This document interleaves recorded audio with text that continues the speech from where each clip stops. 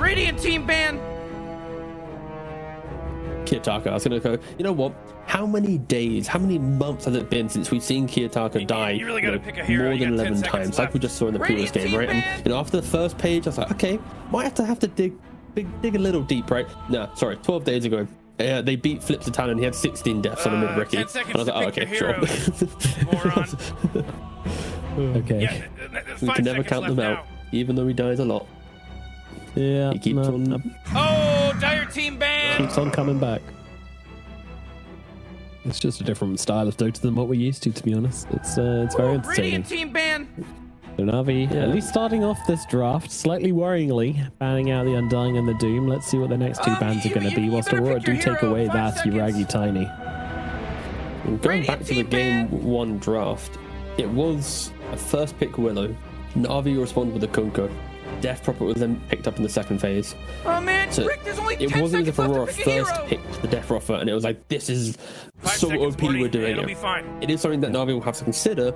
Will Death Prophet be promoted in priority? Will Na'Vi pick up a Kunkka to then force themselves to ban Ursa and then pretty much giving the Death Prophet away? I think that's kind of where the draft may change. But saying that, the draft has changed because they banned the Magnus and the Ursa. So they promote the Ursa from a second phase ban to the first phase. They then throw in Magnus, which gives Bristle and Naga Siren into the pool.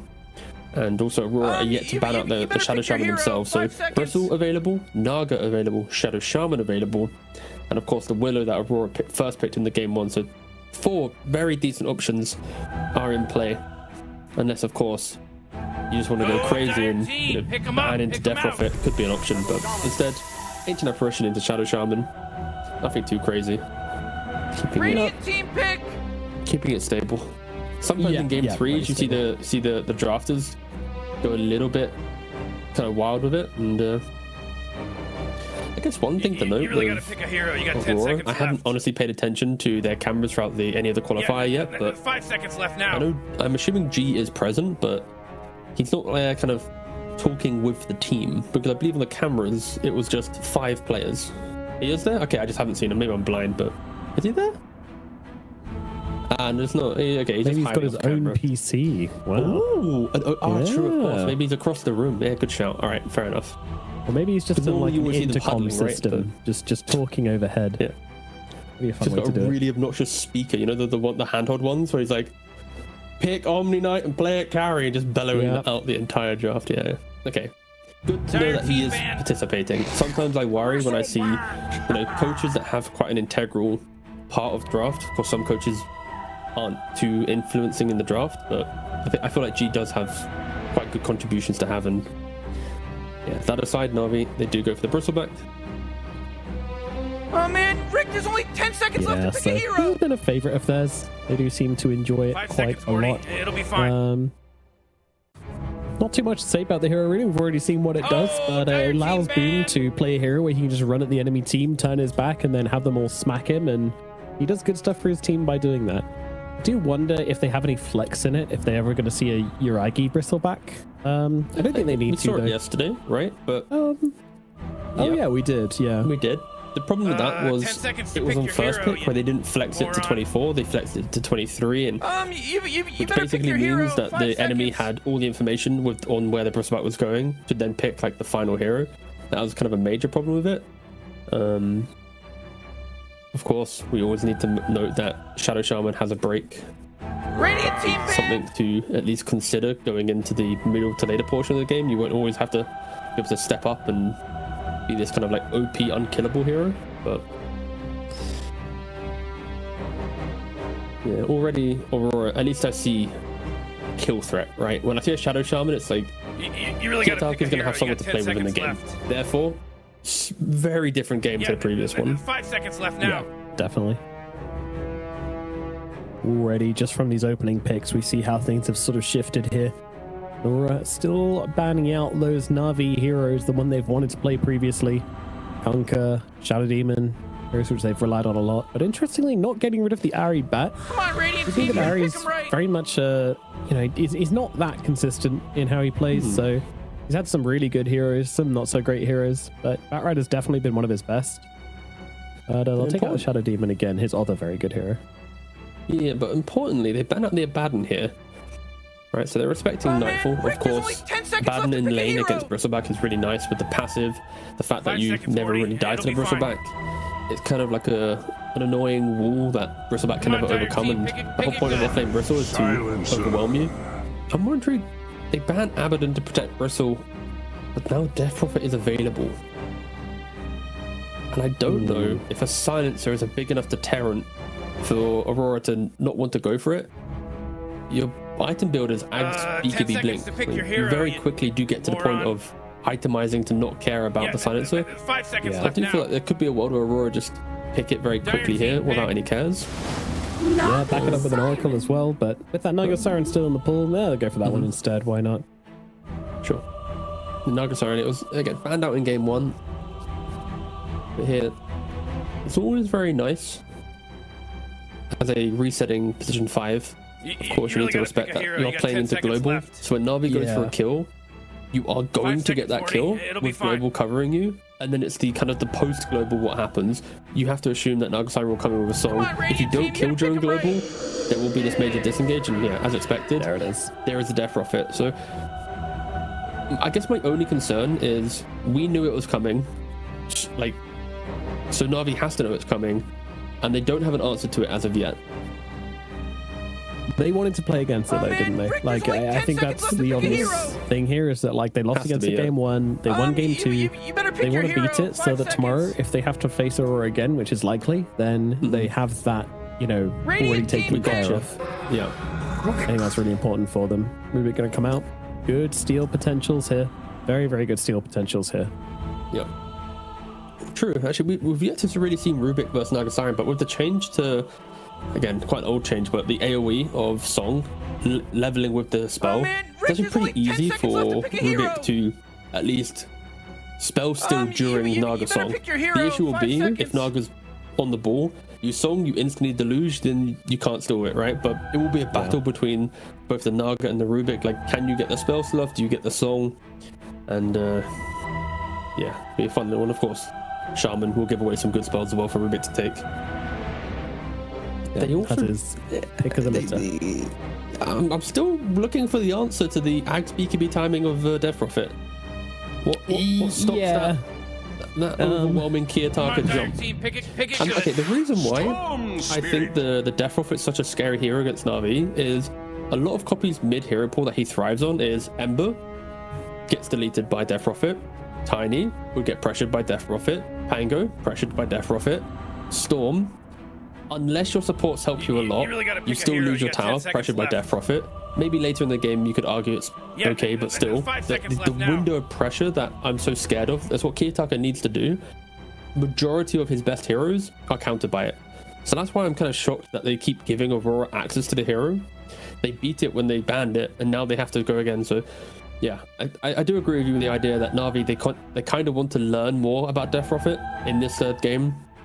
Again, if they are to get lose the series, they do go to lower bracket, they win that best of 3, you got a best of 5 to qualify to the next round of the road. So it makes sense, but yeah, giving out the Death Prophet really just it makes the game so much harder, both in draft and play.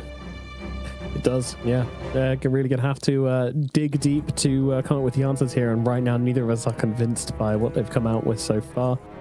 Like, I wonder if you might see like a Lena or something. I've not been calling a lot for that hero recently, but I think the hero is better than the amount of play it's getting, and it can just burst the Death Prophet down, which they, you know, few other heroes really can. So there's no save as such as of yet. It's just a Naga Siren, which we've already mentioned is covered by Silencer.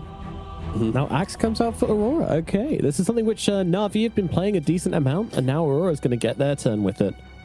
Yeah, and just in case you are a Western European fan and you are watching the qualifiers for Team Board, this won't be a carry Axe, this will be a offlane Axe. Of course, in the offlane, you want to go for the Blade Mail, the Blink, and you do get to turn the Bristle in the right direction. So comboed with the Blink from the Death Prophet, I feel like the front line will get executed. And I like the fact that Aurora, playing into a Silencer, they have multiple heroes now that once they enter the fight, Global doesn't really affect them. once DP has BKB, she doesn't really care about Siphon, so she's like committed, right? Even if you get global during BKB. Axe, when you blink Blade Mail someone with cool, you get global, it doesn't matter, they're already right-clicking you. So the silencer has to be very proactive. You need to lead the fight, because if you're the ones reacting, the global doesn't help you in the grand scheme of things. That is true. Global. There's a potential for them to overvalue it here as well, which can always be a bit scary. Gotta make sure that you're respecting the timings on the side of Aurora. You probably need to ban out a casual PA for Nightfall, I think. Yeah, 5 seconds left now. Just the idea of getting more break and punishment, jumping around. You very quickly itemize for Dispel. Could be a decent option. I mean, Na'Vi, they're banning out Gyrocopter, a hero that just independent shoves the wave. I'm not opposed to it. I don't mind the ban, but I'm just trying to think of like, what's a carry that gets through lane, will utilize the space from Death Prophet and put Na'Vi on this like weird and awkward timer. Oh, dire team especially ban. with a Sven ban as well, right? A hero that likes to buy MKB, has high armor. Okay, they banned Shadow Fiend. Again, fair play. You know what? I actually respect that ban a lot, because Naga Siren with a carry Shadow Fiend, that's going to be a really strong lane. You can actually just kill the Brisback several times, so that's actually a better ban than the PA.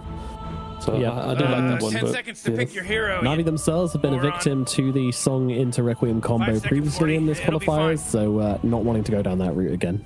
It does feel like Na'Vi wishes they had access to like 2 or 3 more bans, right? Like if they really could, it would be like a Shadow Fiend ban, Gyro ban, PA ban, maybe Medusa ban. There's quite a lot of options actually that would feel pretty good. But yeah, Aurora, they run it back for the Medusa. But again, critically, the draft is so much different than the previous Medusa game. Like there's life on the map. There's illusions from the Naga Siren to scout out for Shaman or Axe to initiate. There's Death Prophet to progress the early map. There's the Medusa to put Na'Vi on this like painful timer of Silencer, Rubik, Bristle will never kill the Medusa. Storm will never do it as well. Once you get to the kind of 2-3 item timing, it's all about the carry. So Yuragi, he has to find a hero that can survive the lane against an Axe plus a Shaman, but also provide threat to the game for the Medusa.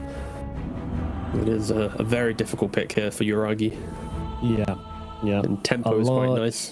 Boxes to tick here. What is the answer going to be? Choose your hero. Oh, okay. You know what? A different take. It fits the the narrative I just gave, right? Was you need to be aggressive in lane but also pressuring the Medusa, right? You're a ranged hero against an Axe, so you have that chase down. You've got slows from the silencer, so in theory it's going to be pretty good. You don't really care about battle hunger because you can just push the wave very quickly. And in the game, if you have an early lead with the BKB, you do just stat at link and commit to the Medusa, but it is about aggression and go. For Na'Vi, it's not as easy as game 2, where once you get 2 or 3 pickoffs, Aurora fall apart. The comeback potential in Aurora's lineup is so much stronger, but if their lanes go to a good start and they create their own tempo, this is a lineup that will keep reminding Aurora of any mistake that they make. You really gotta but don't allow Aurora to get online. Left. Don't allow the net worth to flow freely into all of their free cores, you because better pick your hero. 5 seconds. 30 minutes with this Tricore all having good farm, there is no chance Razor can stand his ground. So yeah, can Na'Vi break the early game hard enough to have Roshans for free and map play for free? That's the real question for Na'Vi. It is indeed. Let's see what they can do. Let's see what this Yuragi Razor can do. I mean, there's Tiny, pretty damn convincing. Razor, definitely a similar paced hero, especially the way he played that Tiny with the Shadow Blade. So could be a real opportunity here for Na'Vi to sort of make that mold, that formula work for them once again here in game at number 3. And of course, Aurora, they are in a similar situation in some regards. Like, sure, they've got way more tools in their toolbox to fight back against Na'Vi, but they still have the Medusa. There's still a bit of slowness in their draft. And of course, everything backed up by the silencer on Na'Vi as well. A hero we don't see a ton of. I mean, it's reasonably popular in this patch, actually. But not as much as it was last patch, but still very, very good for covering those initiations, which the Storm Spirit and the Razor are going to like very, very much. So, yeah, this game 3, it's a hard one to call. You know what, T, though? I think I might be leaning Na'Vi. I don't know why, because this Medusa looked good last game. The Prophet looked completely unbeatable. But I don't know. I feel like they've just found their energy, found their spirit, and we're going to see a smackdown here in game 3. What do you think?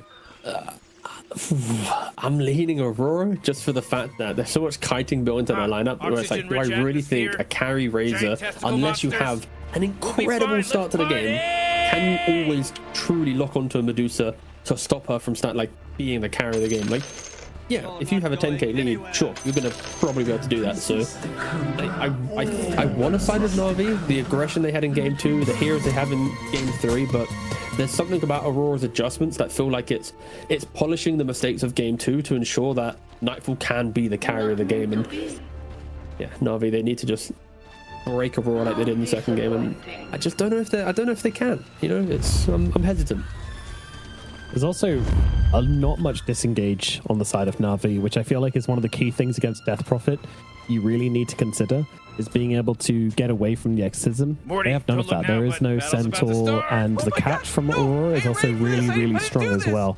So just being able to outpace them is going to be very difficult. Harry and Kiyotaka say hello in the middle lane. Harry just going to make sure that Kiyotaka doesn't get any information there about the wards and whatnot.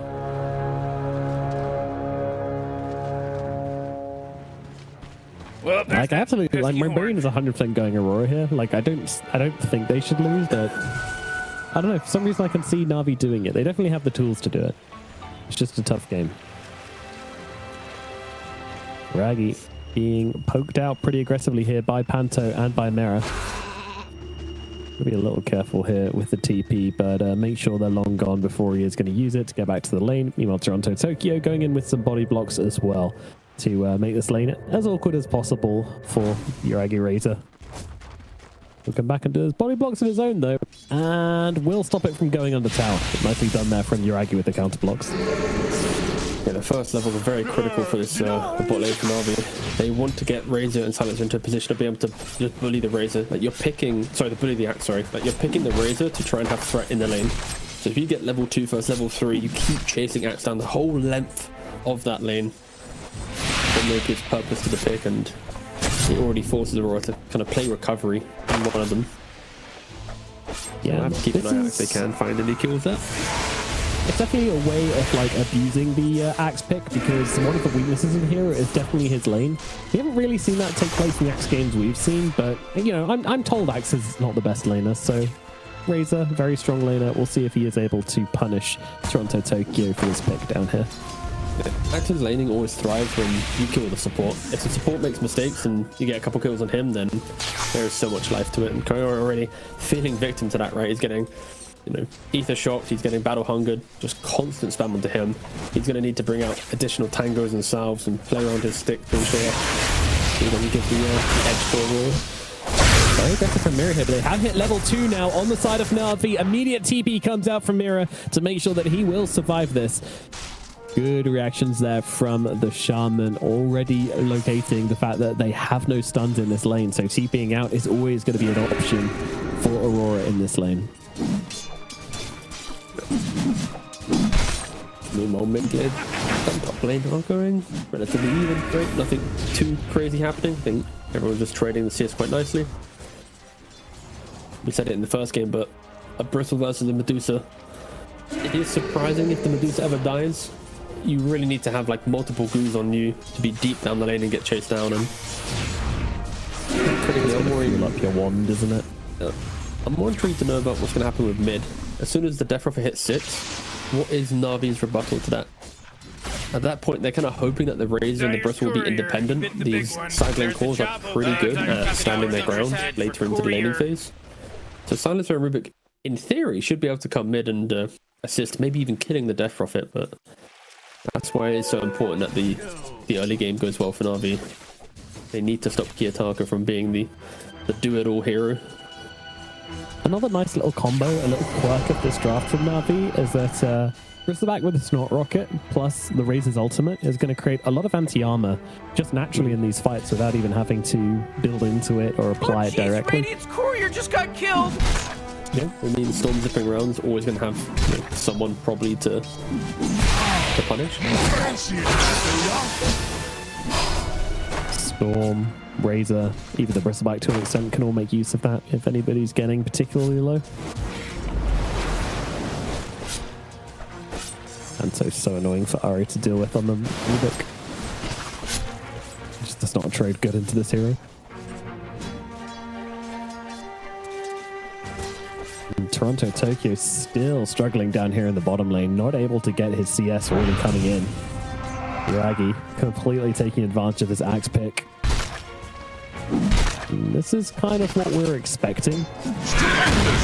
You have to punish these picks when they come out, you know, and they will know the answers. You know, they're an axe picking team. As Mira getting targeted hit. Mira turns around with the Hex. No TP this time though, so no way out of it. Although, no, too late. Kaori gets in the right click and Mira will go down. It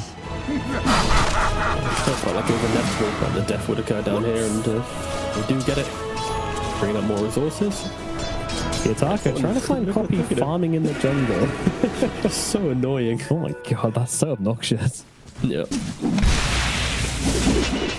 It's not like he shoved the wave in mid either. Like, no, the middle wave is dying. He just doesn't care.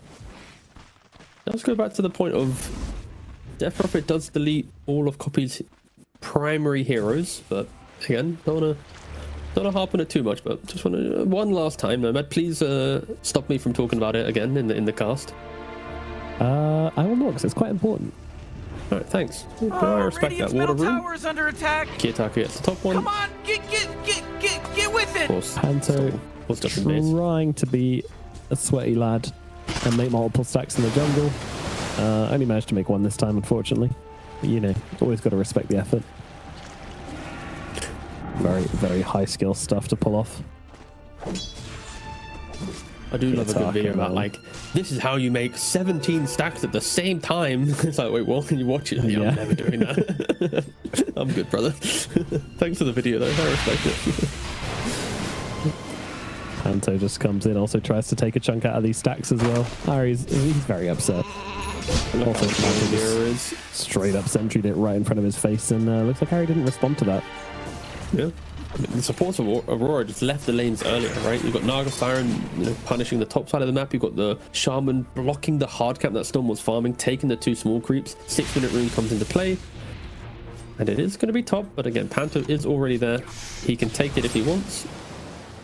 But if Ari doesn't come to contest it, Kiyotaka will be able to get it. Gets it denied, but will he trade his life for this actually? This is not worthwhile. Yeah. Somehow Panto gets that, so that'll be a kill going towards the Naga Siren with a little bit of a fumble. Nice plays. Responses from the Aurora team. They start to move their focus towards mid. And yeah, Copy very much on the struggle bus now. Sure, his last hits look okay. Actually, his net worth's kind of looking fine as well. It's more about how much the Death Prophet's being able to get done. Yeah, I think, yeah, critically it's the fact that I spoke about the supports being able to leave the side lanes on Na'Vi, but because of Coffee going to jungle so early, running to base, there's been like a 2-minute window where your mid's not been in mid. Therefore, there's no natural time where Rubik and Silencer can come to the lane. And it's not as if Rubik Silencer kill when they come to mid. They want the a dive to be occurring to then fade bolt and lift on the tower to then throw out the slows on the Silencer.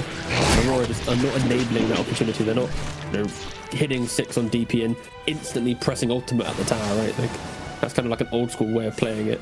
Instead, Kiyotaka walks bottom again. I feel like we always see Kiyotaka want to play on the side lane when he hits his ultimate. He doesn't just play mid. And this is really annoying for Na'Vi when you pick a Razor to threaten the Axe, and the Axe has not died in laning phase, plus Kiyotaka brings your safe lane tower to half HP just from right clicks alone.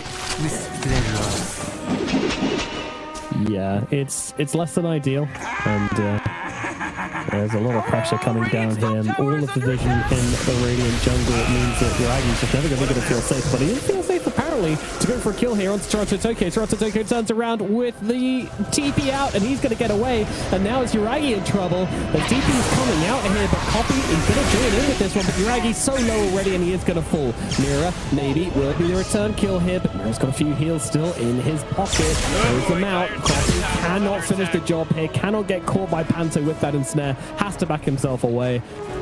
They will get nothing from this. They lose their carry and they cannot find the return kill onto Mira. That would have been such a critical way to get Copy back into the game. with 3 galvanized stacks, you know, get a kill onto Mirren. Oh, maybe he might find him anyway. Although Mirren, they'll turn around. I mean, Shackles are going to be out, but it's a level 1, so it does not last long at all. And Copy should finish the job. If there was a camp there, I was like, is he going to deny? Okay, there is no camp. Yeah, he's out. He's done for. Still pretty good moves there from Aurora, bringing all his attention to the bottom side of the map, killing off the carry, and just opening up even more time for Nightfall and the Medusa to feel uncontested, just farming away. They need to get levels in their supports on Na'Vi. And the problem is, you get level 6 on a Rubik, you get level 6 on a Silencer. The heroes then want to see aggression from their opponent, but what happens when Axe hits the jungle? DP hits the jungle, Medusa hits the jungle, like they're gonna have to smoke up themselves and try and find a kill.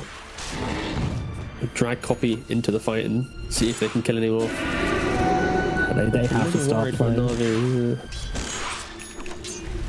Raggy is going for this kind of glass cannon build. I was wondering how he was going to play out this Razor. And the moment he's got the Mjolnir queued up. 2 Mjolnirs, in fact, yes. Yeah, it was a Mjolnir and a Maelstrom. Doesn't work, by the way, but imagine. Maybe he misses Maelstrom, yeah, so much that he's just like, oh, I'll just buy them both and get the old active and the new active. Or something. We had already fake buying bugs in last game, so maybe the quick buys are not to be looked into too much. Kitaka, get 21 done a song. Okay. Everybody hang out, everybody chill out a minute. We don't have the global silence to answer this at the moment, so yeah, Panto is just going to be able to perform a little Panto of his own, actually. And then he has to sit there and listen. Tower is under attack. It's been like, what, 6 games or so? It took you some time, but you finally said it. I mean, I think this is the first time he's been playing Manga Siren, right? Maybe not. Who knows? Should I cheat and double check? I feel like he can play Manga Siren in the last 3 days. I don't know. I feel... He did against one move. Against one move? Okay. Yep. Game 1? Well, I wasn't there for that, so... Oh, you said it, not me. But now you open the floodgates. Yeah, I've been good. I didn't remind you about that all day today. It would be kind of weird if you brought it up at this point, but... Yes. Hey, okay, fair. Good point. I was just trying to get brownie points, alright? But fine, whatever. Right, moving on. Toronto, Tokyo doing some risky jungling. I mean, it's a very like kind of invisible way of playing the game for Aurora. Is definitely going to allow Na'Vi to recover from their lanes, but again, this draft isn't really meant to be recovering from anything. It's meant to be ahead, pretty much from this point onwards. So they'll try and force them into this situation. Of course, Copy has recovered kind of from his lane. He's got a couple of levels. He's got, you know, Soul Ring, Treads. He's not completely invisible. He can really use a power rune to get back into the game. Fortunately, there's just been so much action happening around these power runes because Aurora recognize that. They're saying, you know, the one way that Copy can be a threat to us right now is if he gets one of those power runes. So, of course, in come the illusions and an arcane. Okay. Not the not the best, but definitely not the worst. We'll see what Copy can do with this. It'll just be an arcane room where he tries to be more efficient on the map. Jungle a bit quicker. Again, with the global and everything. I'd like to see them entertain a kill if possible, but for now, they can still. Oh, okay, here it is. Let's see Mirror. With the upper thing, he's in the tower. He does have the tower protection. Yeah, it's a little deep. Toronto Tokyo's nearby. If he can set up with a blade mail into a core here, on to come. Oh, blocked in the tree lights here. Move, Mirror. Move. Doesn't matter. Then comes a Hex. There's Global Silence coming down, giving Copy a chance, but the call is in range. Down he goes. See you later, Storm Spirit. Mirror throws out the tit as well. It was a little deep, T. I'm putting myself on cooldown, so I'm being polite. That's it. Give me 5 seconds. Fair enough. Fair enough. Going for that play under the tower on to a pretty low value target as well. Just not really worthwhile. And also sets up the Axe to grab himself a free dunk there, which is absolutely phenomenal for Toronto Tokyo. This hero again, his lane isn't great. His early game is also not great. You're really just waiting for Blade Mail and Blink Dagger to be like a full hero. But, I mean, now he's just running around the map, getting whoever he wants. Kaori gonna die here as well. Yeah, I just think it's completely unnecessary in regards to Na'Vi, right? Like, their early game hasn't been that successful. Their Razor has died, and Storm's been heavily pressured. So when you get an arcane and you're taking the enemy stacks, why not play for, let's farm a bit, let's get the Kaya. If we see a core hero that we can kill, let's go for it. But yeah, it was so cool. I think the pressure of Aurora farming is getting to Na'Vi. You feel that they want to take a fight, but now Panther getting a song set up on 2 heroes. Kiyotaka doesn't have the silence to layer into them, nor does 200 He actually does have the positioning to hit the core, but only gets the room. Ooh, Copy gets away, but Ari will not. And Stonegate's coming out on this one as well. Yuragi trying to look for an opportunity to come in the sidelines. This one doesn't really find it. Now being slowed down by the battle hunger as well, but he's not going to be able to get himself backwards. Boom, just getting a ton of silence. In they go on the side of Na'Vi. Really? I mean, they'll kill off Mirror at the very least, but Yuragi's still on the run. They don't have that much catch available though. Toronto Tokyo still trying to close the gap onto Yuragi. Doesn't quite do so. They secure Yuragi a kill and get themselves out. Exorcism, it might not be able to take down this tower, so delaying the game a little bit more. And in fact, Ari going up to Kiyotaka. They've got to be quick here though, because those ghosts are about to come home to mama, and they are going to heal him right away back up again. Global silence coming down from Kaori, but they now realize that Kiyotaka is absolutely fine. Not under any threat at all, though Ari's still being annoying and getting Nightfall a little low, but there's no follow-up at the moment. They just don't have the damage on Na'Vi. They've got the survivability when they don't get hit by an axe core, but of how long that fight lasted. And the global Storm's doing really nothing in the fights at the moment. It's all Aurora, and 8.7k net worth Medusa happily TP's in with the Manta. He steps up into the enemy jungle and just dies. Yeah, this really does feel like Na'Vi are falling apart. A draft in which we were expecting a bit more aggression. Sure, we had no expectations of Storm, who got picked into Death Prophet to win the lane, nor did we expect them to protect their tower. The point is, it's just like the smokes, the map movement, maybe even being more efficient through how you farm was the recovery, and then but none of it really happened. They just getting out-farmed and outplayed at the moment. They had this window where Toronto Tokyo didn't really have a great lane. He's sitting in the jungle with like half a blade mail. Na'Vi come in and invade the triangle, and at that point in the game, if they just sit on Aurora's side of the map and force Aurora to have to use their spells on them, and that's a big win for Na'Vi. I think that's a situation they can play into, but diving tier 2, getting awkward with it, popping forcing the issues is just never really going to look that good. But Mira's trying to go for a solo play onto Kaori, is going to get him. Now turns around with a shackle onto Copy. Copy doesn't have the most mana to play with here, and is actually just straight up going to have to try and leave. Playing them. Yeah, he's actually kind of winning this, isn't he? Copy just needs to get out. Imagine from downtown, Axe just got a dunk to that. Oh, he's looking for it though. He's running. He's beelining across the map.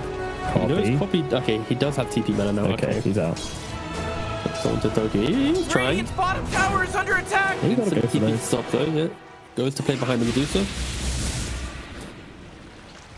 We didn't talk about it, but Kiyotaka going straight for the ults, right? Going defensive, respecting that Na'Vi might get a kill on him, and the kill threat on Na'Vi now just is locked into when will Yuragi be ready, right? What happens when Yuragi gets me on a BKB? Sure, it is going to probably be when Medusa has Manta, Butterfly, and a Hurricane Pike, so that static link won't have crazy value on the Medusa. No, definitely not. Yeah, it's a struggle to see how Na'Vi play out the rest of this game, but nevertheless, it's only 5k gold. It's still plenty of Dota to come, but yeah, from this position here, I don't know what they can do. A cool Ari, another random death. Dire's top tower is under attack. And yeah, things really on rails now for Aurora as well. Just Nightfall, he's going to farm up. Every time he hits a timing, he's going to start bullying down these towers. And he's going to farm up for his next timing. Every time you do this, if you see a hero on the side, Toronto Tokyo will jump in, will get a kill. The attacker, of course, also able to play his own timings this game. Panto going to be forced to sing to get himself away. Uh-oh, and everybody else coming on in here, looking towards Yuragi. The global sign's going to come down, though, and give Yuragi the chance he needs to get himself away. Doing good damage makes back the way off the side of Aurora, but Kiyotaka is not letting him leave and will get the kill. Copy trying to come in around the side, doesn't find a single thing though. Boom also getting off with this two-man kill from Toronto. Tokyo easily sets up Kiyotaka for the double kill, and Toronto Tokyo gets one of them as well. You've got to be asking the question here. Your Razor is dead. They've used their spells. You have no global. Why? I think the answer is because I don't think they're going to be getting a whole lot more after the rest of this. Middle tower is under attack. Yeah, Dire's top tower is happy under to say it attack. post game, but I'll say it now as well. I think coming to game 3, I think the draft is just really poor from Na'Vi, and when you're Middle tower is playing the qualifiers, trying to get yourself to the Earth International, you cannot have a bad draft. You cannot have a bad day like this in regards to that. And yeah, I think the strategy had so much time to prepare for this, and game 3, the draft has just let down the team immensely. Like, to try and play with this draft, to give away such specialties, yeah, it is just Aurora all the way. You can see that throughout the series, Aurora just kind of shaped and developed, right? That sure, they had struggles in game 2, but that, again, draft based. And they identified the problem, fixed it, go to game 3. But coming into game 3 for Na'Vi, they saw how to beat Aurora in game 2 and decided to kind of throw that all away. And yeah, Aurora. 10,000 gold lead. We're watching a highlight here of just a massacre. Yeah, Really, it's also a close fight. No one's even remotely low. I think, I didn't really like that. Not great. I mean, I think Yuragi can see it, right? He's like, how am I meant to win this game? Like, what am I meant to be doing here, boss? Yeah, my Bristol's got a Vanguard and Blade now, hoping to return a bit of damage. My Storm's got absolutely no game. We picked into the Death Prophet, and he's playing a Razor that unfortunately just hasn't been able to kill anything. Right? He didn't punish the axe in lane, which was half the reason you're picking it. He's not able to lock onto the Medusa because she's so far ahead. 4,000 gold ahead, a whole item ahead. Butterfly completed. Yeah. Again, I don't like to harp on draft often in a Dota game. Of course it's important, but to play it out this time around. Jumping into Toronto Tokyo here. It's a decent target if you can get the damage up in time. Global Silence even coming down, but the link has been broken, but they might finish off the kill. Boom! He needs to finish the job, and they will. Kaori gets a kill onto him, but Kaori also goes down himself to Kiyotaka on the side. Now they'll focus all of their attention towards Boom. Boom, he'll get up some good goos, but he will be going down himself. It'll slow down the rest of their team enough to get the rest of Na'Vi to safety. So it's a kill onto a court. It costs them, but they get it. Dire's middle tower is under attack.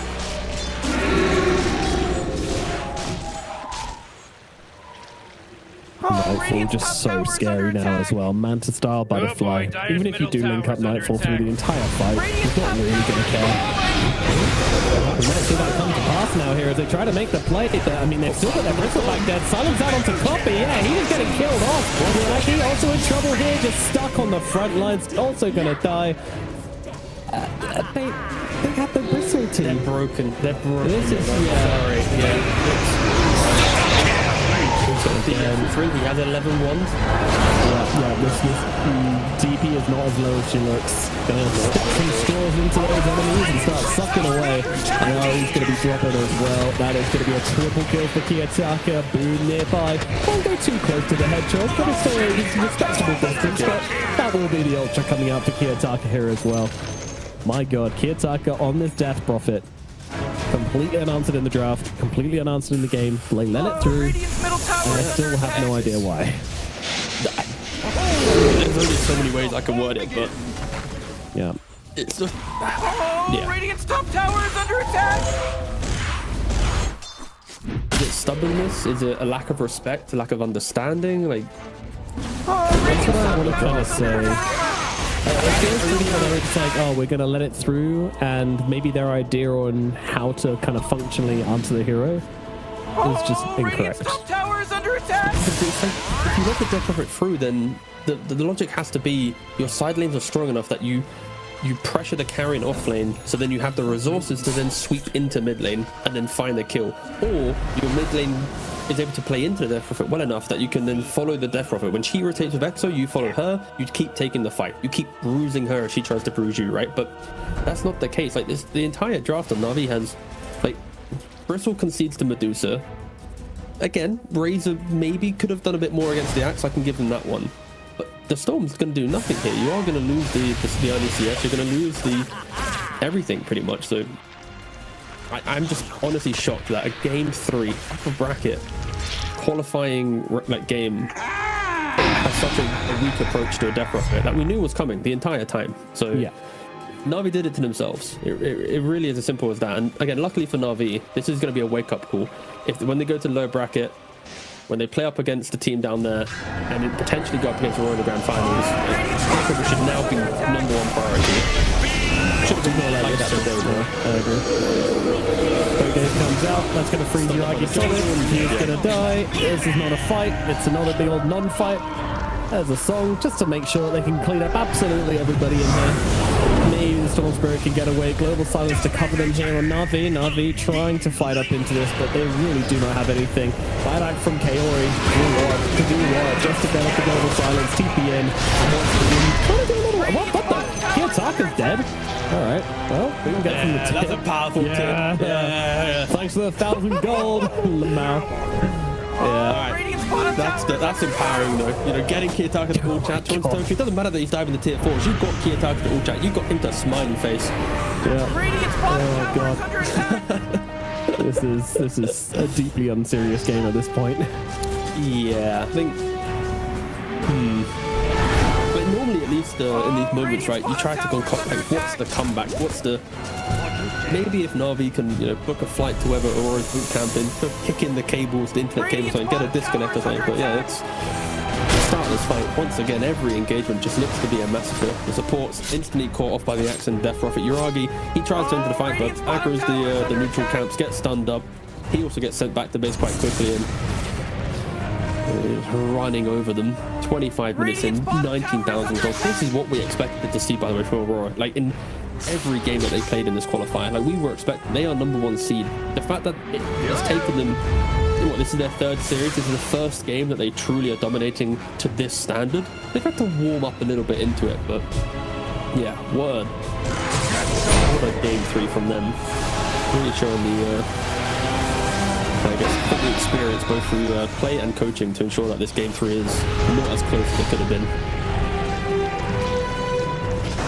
That's what it comes down to, isn't it? There's just so much more experience behind this Aurora side. You know, you would not see this kind of game coming out from Aurora, I don't think. Like, sure, last game they had issues, but it always looked like they had a way back into it, but ouch. Yep. All right. Blade Mail, the ultimate Kiyotaka counter. Oh, Radiant's top tower is under attack! Imagine if Aurora lose this game, though. You know, like, we're both yapping about it, you know. I mean, to be fair, I don't know what the win probability is. I haven't looked at it. It's like 2% for now, maybe 3%. It can bump up to probably like a good solid 5%. And but that would be quite a beautiful way. Alright, axe is down. Yeah, it took towards Panto of all people, but yeah. Really read into the mini, but maybe Panto told him to go die down there or something. Yeah, you'll be fine, bottom bro. Just yeah, you'll be fine. Yeah, that's fine. I'll TP. I'll save you. Yeah, I'm in range for Song. Don't worry.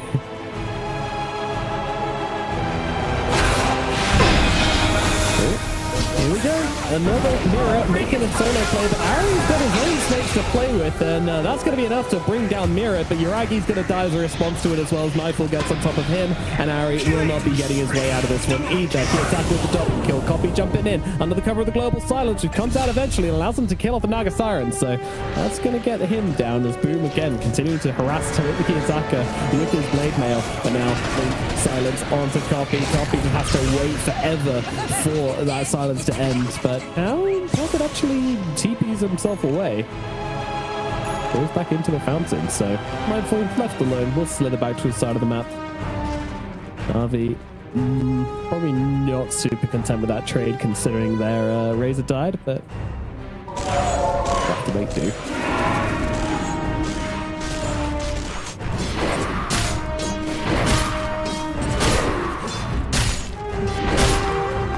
Been 27 minutes of Aurora domination, 27 kills as well going their way, a kill per minute onto Na'Vi, 17k goal advantage at this point in the game, and that's just looking to go up and up and up.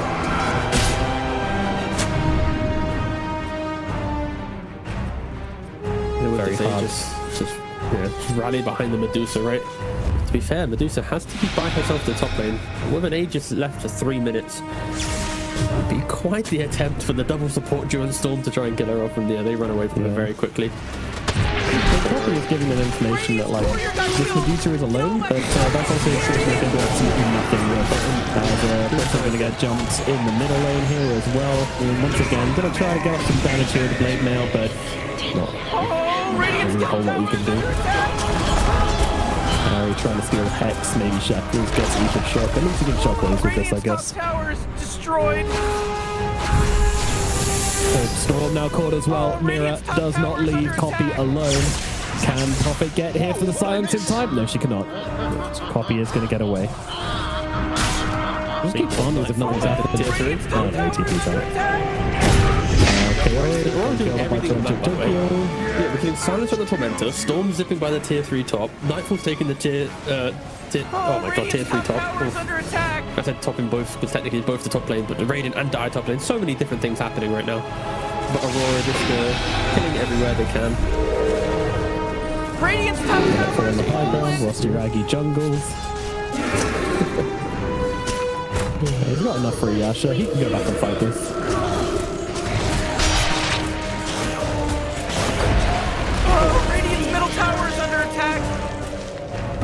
Just baffled, mate. Honestly baffled. This is the first game, I think, in the entire qualifier where I've just sat back just in shock, you know? It's like... Radiant just fortified their structure. It's good to have a wake-up call in the upper bracket, right? Especially against the team that Radiant's middle tower is under is number one seed. For sure, a lot to learn from this series to ensure that you are a new Na'Vi for tomorrow. Definitely. I mean, hey, I'll definitely deal with the Death Prophet tomorrow, I'm sure. One way or Yeah, another. no, that's... Who knows? I don't like that. Oh, sorry, something like that. There is silence on the high ground, you're absolutely right. As I'll jump in onto Iragi. Iragi is dead. Aurora looking to stamp that ticket into those grand finals. They want to be just a singular match away from the road to the international. Boom, getting jumped now as well. There's the song coming out. Toronto Tokyo just putting himself in between the two, sitting there ready, and gets left it. But still don't really make much of a difference here. Iragi tries to get the link onto Nightfall. Sure, you might kill him once, maybe. No, you won't. Just kidding. Nightfall's fine. GG is called. Game number 3, it goes to Aurora. Game number 1, they get squashed by the Death Prophet. Game number 2, they ban out the Death Prophet. Game number 3, they do not ban out the Death Prophet. They get squashed by the Death Prophet once again. Yeah, and unfortunately, I think